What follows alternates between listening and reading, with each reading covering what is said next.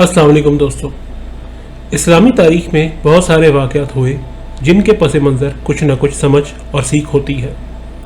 ہمارے مذہب کے قمری کیلنڈر کی انتہا ذوالحج کے مہینے پر ہوتی ہے اور ابتدا محرم کے مہینے سے۔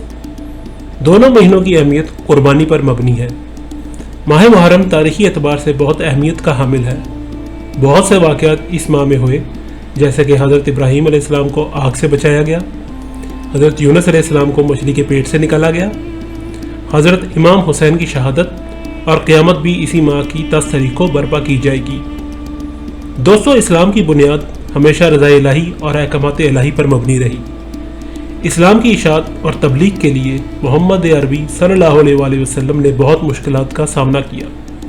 اس سے قبل بھی جتنے پیغمبر اس دنیا میں آئے، سب کے ذمہ ایک ہی کام تھا کہ اپنی اپنی قوم کو راہ حق بتائیں اور ایک رب کی پیروی کرنے کا عمل سکھائیں۔ لیکن بدلے میں انبیاء کو بہت سی مشکلات کا سامنا کرنا پڑا، جس پر اللہ تعالیٰ نے صبر کی تلقین کی۔ بے شک تمام پیغمبر اللہ کے چنے ہوئے تھے، اور جو معجزات اور شخصیت پیغمبروں کے پاس تھی وہ عام انسانوں کے پاس ہو ہی نہیں سکتی۔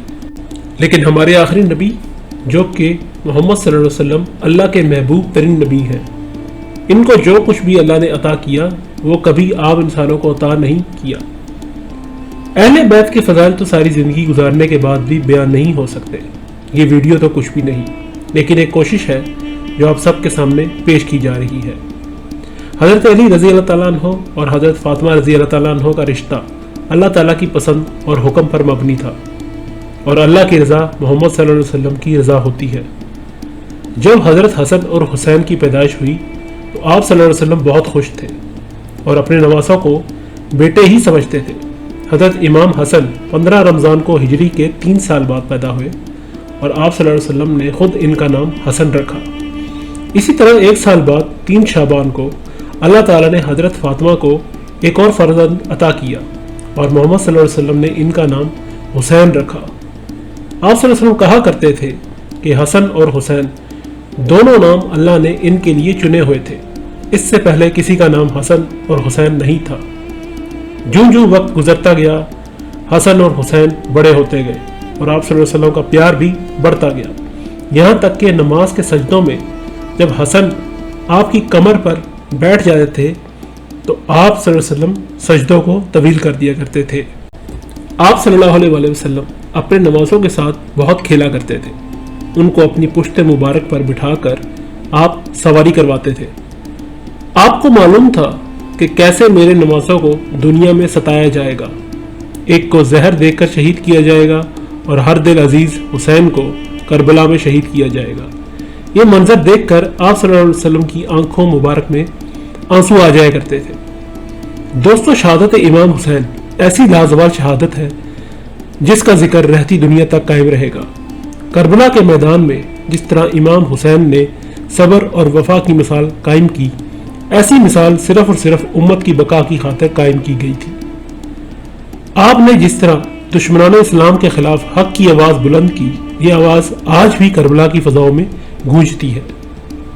کس طرح آپ نے پیاس کی شدت کو برداشت کیا، جو خود سمندروں کے مالک ہیں، سردار ہیں جنت کے، کیسے انہوں نے پیاسے ہی خود کو اور اپنے گھرانے کو راہ حق میں قربان کر دیا۔ واقعی کربلا صرف اور صرف ماہ محرم تک ہی محدود نہیں ہے، بلکہ یہ ایک ایسا درس ہے جو کہ ساری زندگی کے لیے کام آئے گا۔